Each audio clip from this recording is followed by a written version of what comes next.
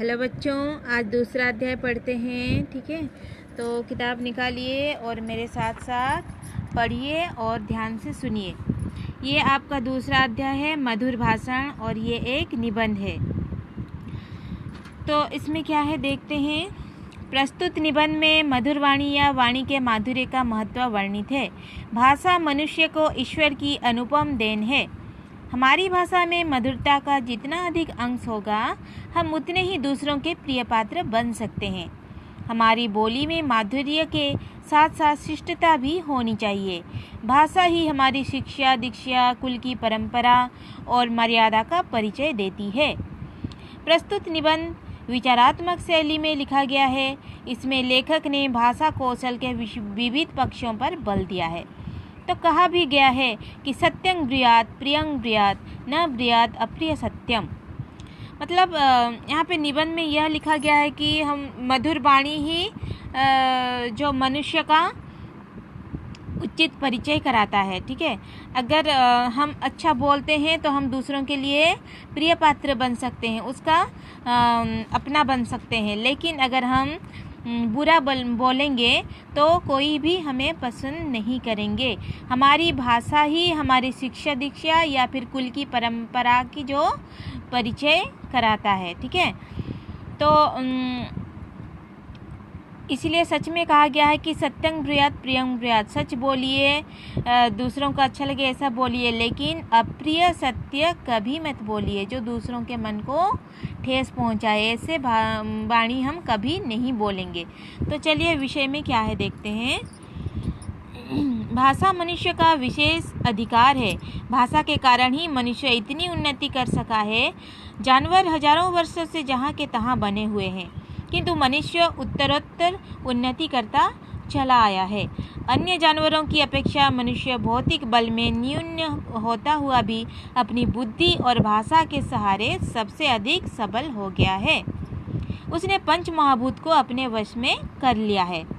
यह सब भाषा द्वारा सहकारिता के बल पर ही हो सका है।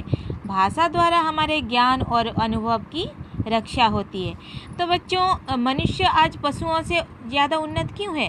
क्योंकि पशु अपनी मन की बात दूसरों तक नहीं पहुंचा सकते भाषा के माध्यम से, लेकिन मनुष्य भाषा के द्वारा मनुष्य ने अपने पंचभूतों को, अपने ज्ञानेंद्रियों को अपने वश में कर लिया है। वो अच्छी वाणी बोलकर दूसरों को अपनी मन की बात समझा सकता है और दूसरों को अपनी तरफ आकर्षित भी कर सकता है। इसलिए मनुष्य आज सबसे जो उन्नत प्राणी है, जो दिन प्रतिदिन उन्नति की ओर बढ़ता ही जा रहा है। यह केवल भाषा के माध्यम ही संभव हुआ है, क्योंकि मनुष्य अपने भाषा के माध्यम से अपने ज्ञान विज्ञान दूसरों के साथ बांटकर वो आज इतना उन्नत हो चुका है और आगे बढ़ता ही जा रहा है। ठीक है, इसलिए मतलब भाषा ही मनुष्य को उन्नत बनाने में सहायक होता है।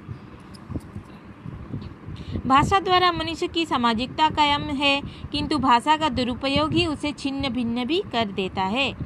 आज अपनी वाणी के माध्यम से मनुष्य अपने समाज में एक अच्छी स्थिति में खुद को कायम कर सकता है, लेकिन उसकी कही गई एक जो बुरी बात जो दूसरों को उससे दूर कर देता है। ठीक है ना, तो हमेशा अच्छा बोलना चाहिए जो दूसरों को अच्छा लगे।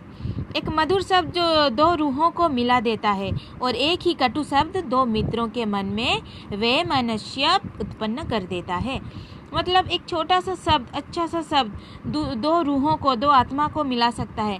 उसी तरह से एक कड़वी जो एक छोटी सी कटु शब्द जो दूसरों को बुरा लगे, ऐसा शब्द दो अच्छे मित्रों को भी एक दूसरे से अलग कर सकता है। अब प्रश्न यह है कि मधुर भाषण किसे कहते हैं? साधारणतः जो वस्तु मनोनुकूल होती है, जिससे चित्त द्रवित होता है, वही मधुर कहलाती है। माधुर्य भाषा का भी गुण है। तो हम मधुर भाषा किसे कहेंगे?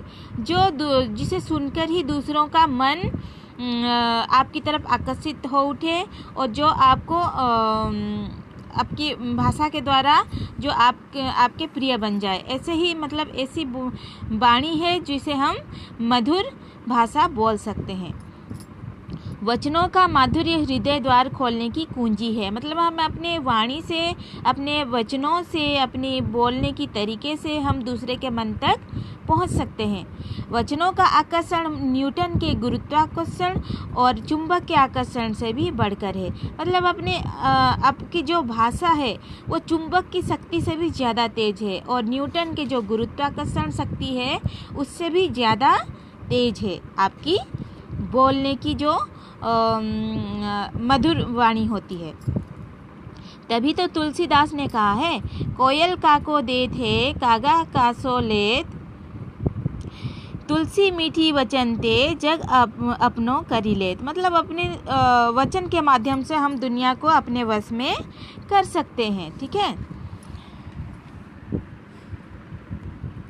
एक ही बात को हम कर्णकटु शब्दों में कहते हैं और उसी को हम मधुर बना सकते हैं। मतलब एक ही वाक्य को हम बोलने के तरीके से उसको हम दूसरों के मन तक पहुंचा भी सकते हैं और दूसरों से हम दूर भी हो सकते हैं। ये हमारे वचनों पर, वाणी पर निर्भर करता है। ठीक है, तो बाणभट्ट जब मरने वाले थे तब यह प्रश्न उठा कि उनकी अधूरी कादम्बरी कौन पूरी करेगा।